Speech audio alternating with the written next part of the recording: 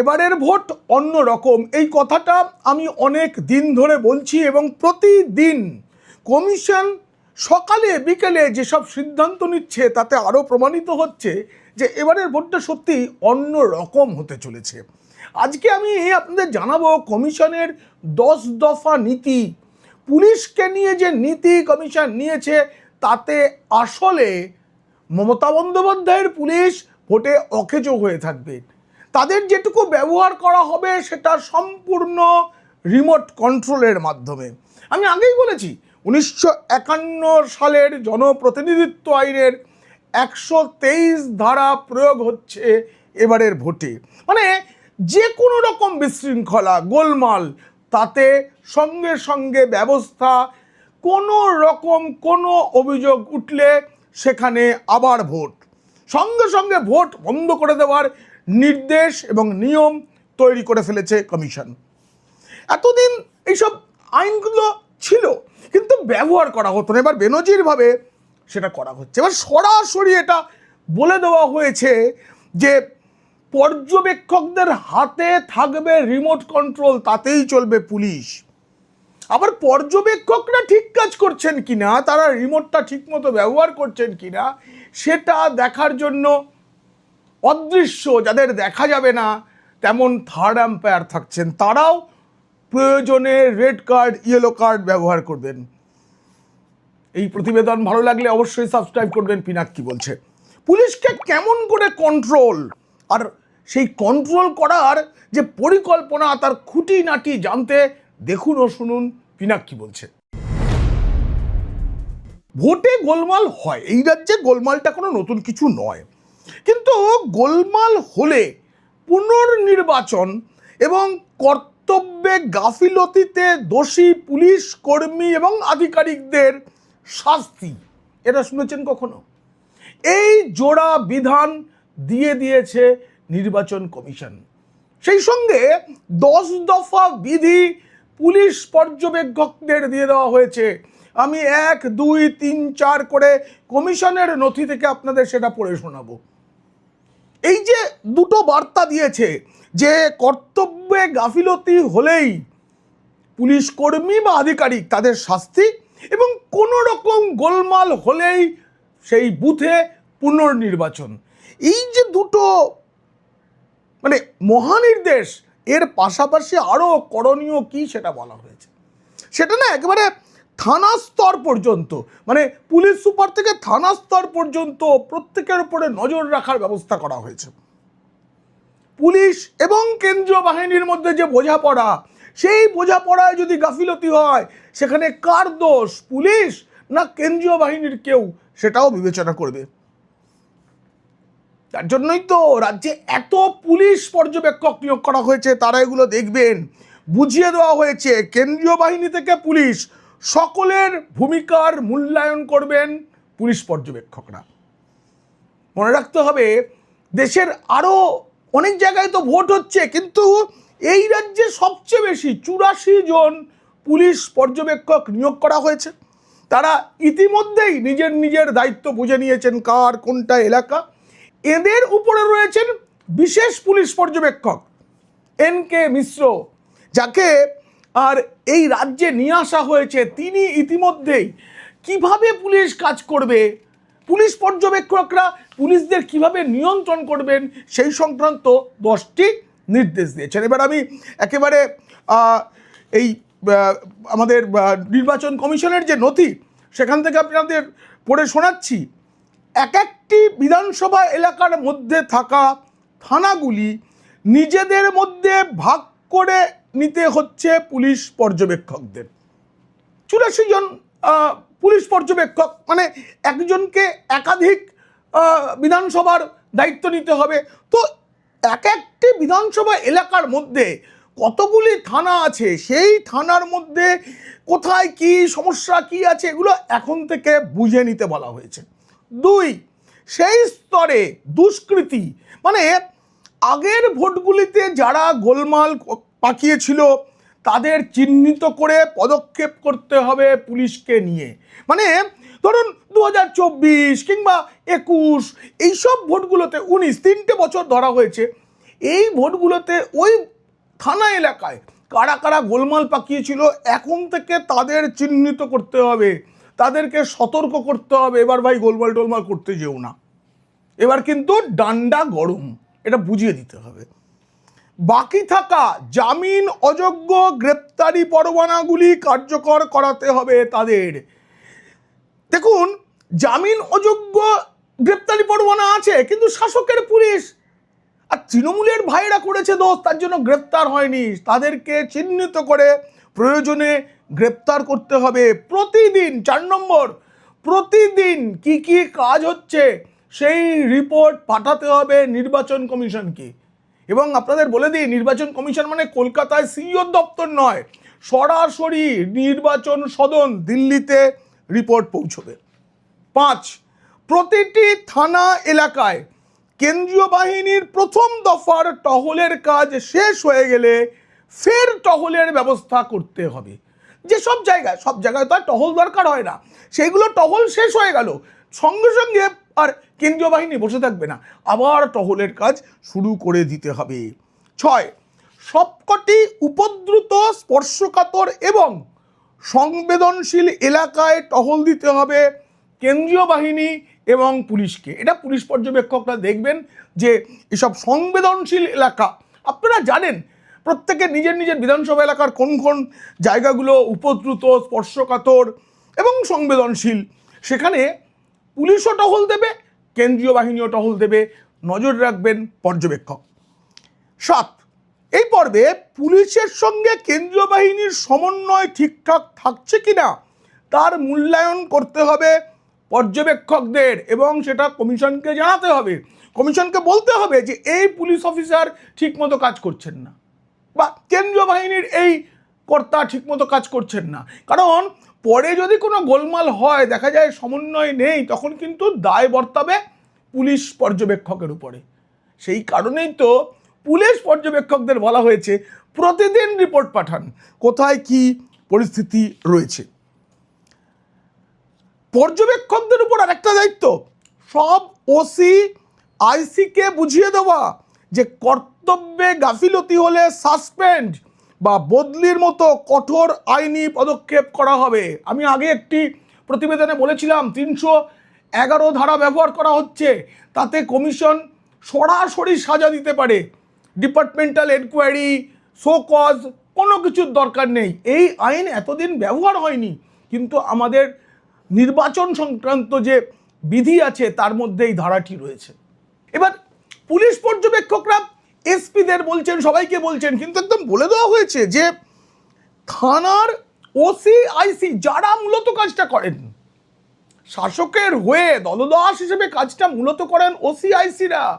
অনেকেই প্রশ্ন করেছিলেন পুলিশ সুপার চেঞ্জ করা হচ্ছে, কিন্তু এখানে কিছু হচ্ছে না কেন? পুলিশ সুপারকে চেঞ্জ করা হয়েছে অন্য কারণে, কারণ তিনি নির্বাচন কমিশনের সঙ্গে যোগাযোগ রাখবেন, তার মাধ্যমেই কাজটা হবে। পুলিশ পর্যবেক্ষক নজর রাখবেন, কিন্তু থানার ওসি আইসিদের বুঝিয়ে দিতে হবে পান থেকে চুন খসলে সাসপেন্ড অথবা বদলি। 9, কমিশন সরাসরি, যেটা আমি বললাম যে 311 কমিশন সরাসরি কোনো বিভাগীয় তদন্ত ছাড়াও সাজা দিতে পারে, এইটাও জানিয়ে দিতে হবে 9 নম্বর পয়েন্ট। আর 10 নম্বর সবচেয়ে গুরুত্বপূর্ণ, পুলিশ পর্যবেক্ষকদের উদ্দেশ্যে কমিশন জানিয়ে দিয়েছে ভোটদানে বাধা, ভোট কেন্দ্রের মধ্যে গোলমাল, ভোট যন্ত্রকে প্রভাবিত করা, ভোট কেন্দ্রে ভোট কর্মীদের প্রভাবিত করা বা ভয় দেখানো, এর কোনো কিছু হলে সঙ্গে সঙ্গে কমিশনকে জানাতে হবে। এবং কমিশনের একটাই নিদান, সব অসুখের একটাই ওষুধ, আবার ভোট। কোনো রকম মানে যা যা রাজ্যে হয়ে থাকে সব কিছু দেখে নেওয়া হয়েছে, রাজ্যে যা যা হয়, যেটা তো দেশের অন্য কোথাও এইভাবে হয় না। ভোটদানে বাধা, ভোট কেন্দ্রের মধ্যে গোলমাল, ভোট যন্ত্র ইভিএম মেশিনকে কিছু করে দেওয়ার চেষ্টা, ভোট কেন্দ্রে ভোট কর্মীদের প্রভাবিত করা, কিংবা ভয় দেখানো হয়, মানে ভয় দেখানো হয়েছে, এর জন্যই পুনর্নির্বাচন হতে পারে। বুঝতে পারছেন মমতা বন্দ্যোপাধ্যায়ের চোখে জল কেন? আমি আগেও বলেছি, আবার বলছি যে তৃণমূল সুষ্ঠুভাবে ভোট করে যে জেতা যায় তা ভুলে গেছে। গত 15 বছরে 2011 সালের পর যত ভোট হয়েছে তারা কারচুপি করে করে করে জিতেছে, ফলে তারা ভুলে গেছে, তাই তো তাদের এত সমস্যা।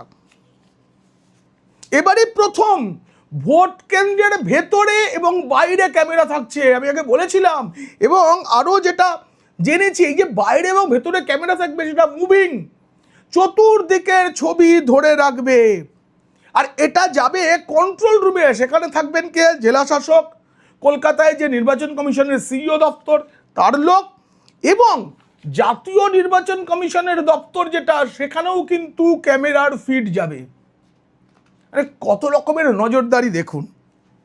কমিশনের যেটা ব্যাখ্যা যে অতীতেও মানে এই ভোটগুলোতে যত রাজ্যে এখানে ভোট হয়েছে, বিভিন্ন এলাকায় এলাকায় না ভোটারদেরকে ভোটদানে বাধা দেওয়া হয়েছে।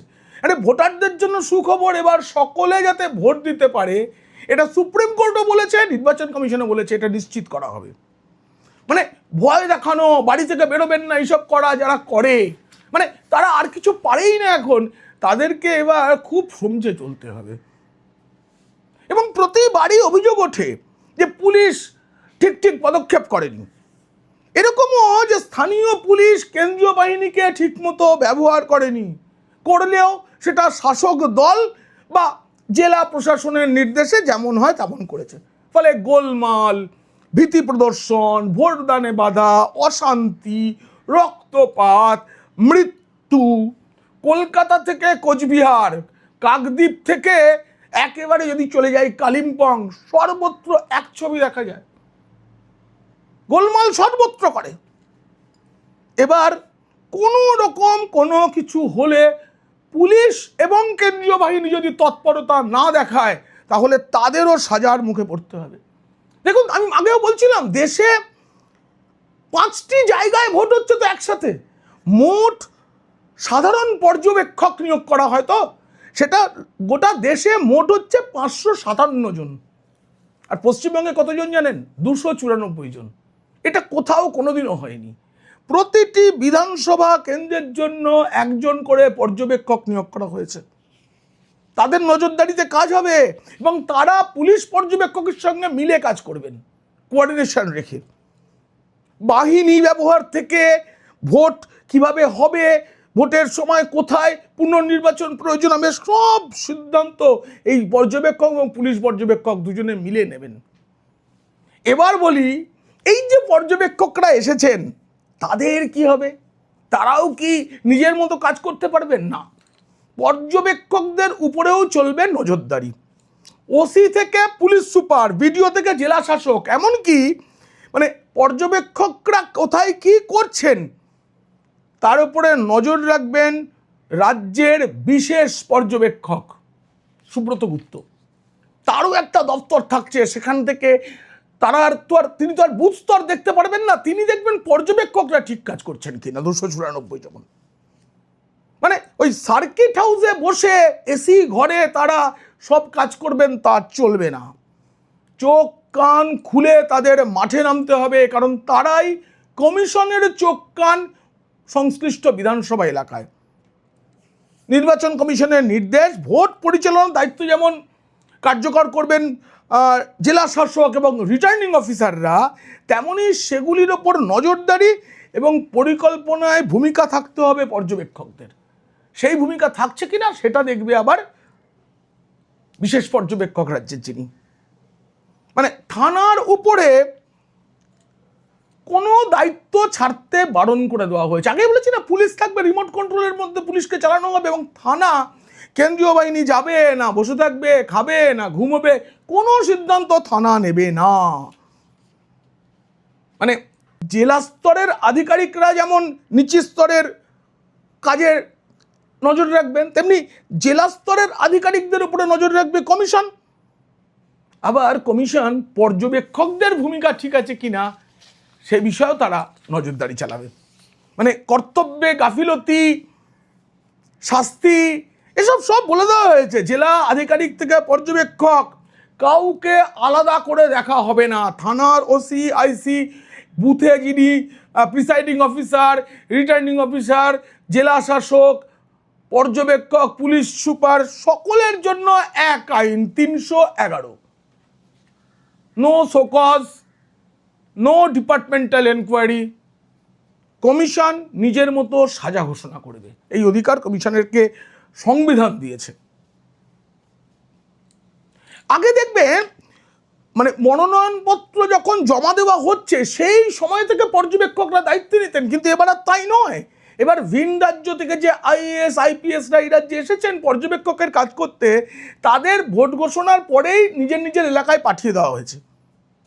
তাদের আগে থাকতেই এলাকাটা কেমন, তার প্রকৃতি কেমন, আইন শৃঙ্খলার অবস্থা এখন ঠিক কেমন, অতীতে এখানে কি কি হিংসা অশান্তি ভোটের সময় ঘটেছে, ওই এলাকায় কোন কোন দুষ্কৃতী থাকেন, কারা দীর্ঘদিন ধরে ওখানে অবৈধ কাজকর্ম অশান্তি করার সব চালিয়ে যাচ্ছেন, সব তাদের খোঁজ খবর নিতে হবে। জেলার পুলিশ, থানা, ওসি তাদের সঙ্গে পরিচিতি বাড়াতে হবে, তাদের সঙ্গে ভালো সমন্বয় তৈরি করতে হবে, এলাকায় ঘুরে এলাকার ম্যাপটা মুখস্থ করে ফেলতে হবে।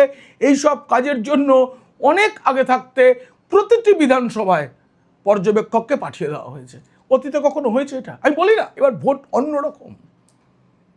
তৃণমূলের সাথে বিজেপি জিতবে কি না জিতবে প্রশ্ন নয়, তৃণমূলের সাথে ভোট এবার বাংলার সাধারণ মানুষের, নির্বাচন কমিশনের, সংবিধানের, গণতন্ত্র বাঁচানোর লড়াই। এবার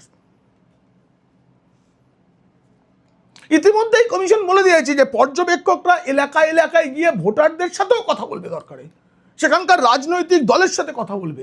প্রত্যেক পর্যবেক্ষক, আপনাদের জানিয়ে দিই, আপনার বিধানসভা এলাকায় কে পর্যবেক্ষক, তার ফোন নাম্বার, তার ইমেল আইডি, তাকে আপনি যদি ভোটের আগেই কিছু বলতে চান, সব ব্যবস্থা কমিশন করবে।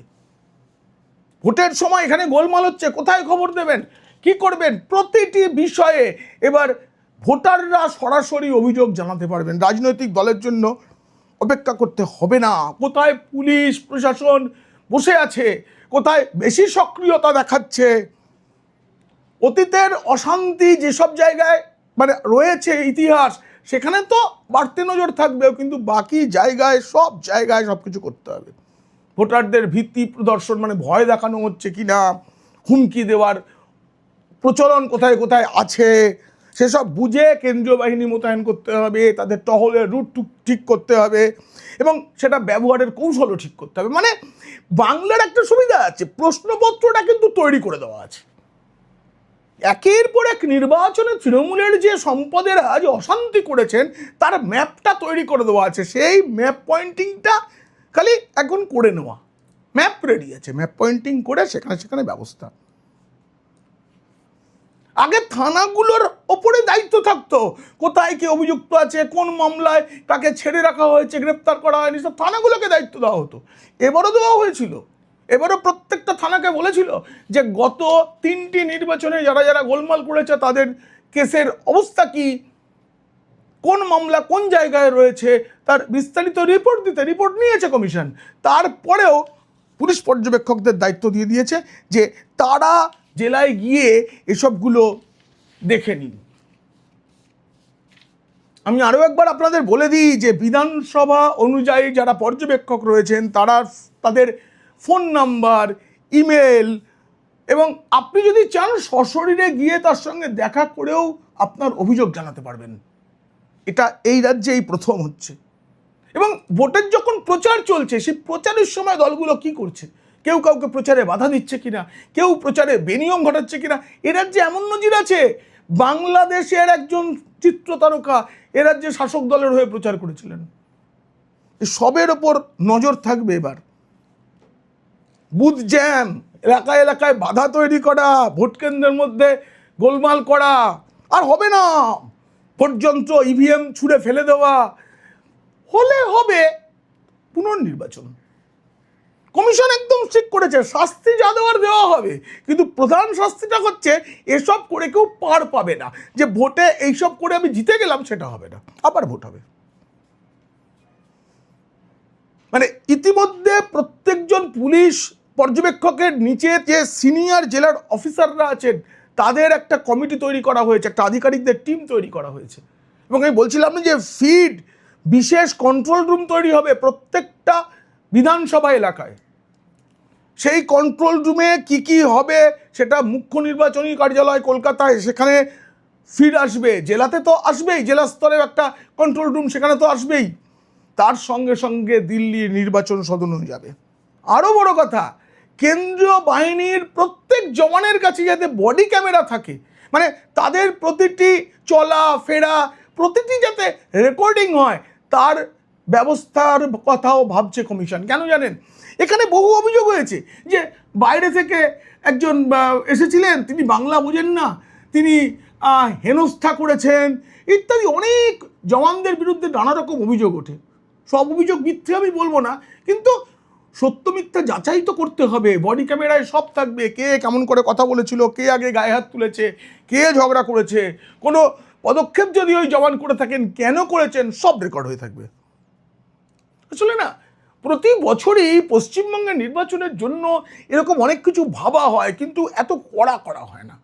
কারণ কমিশন কখনই চায় না যে এই ভারতের সবচেয়ে সাংস্কৃতিক রাজধানী বলা হতো কলকাতাকে একসময়, এখনো বলা হয়, সেখানে এত রক্তপাত, এত কিছু গত 15 বছরে যেভাবে বেড়েছে সেটা বন্ধ করতে চায়।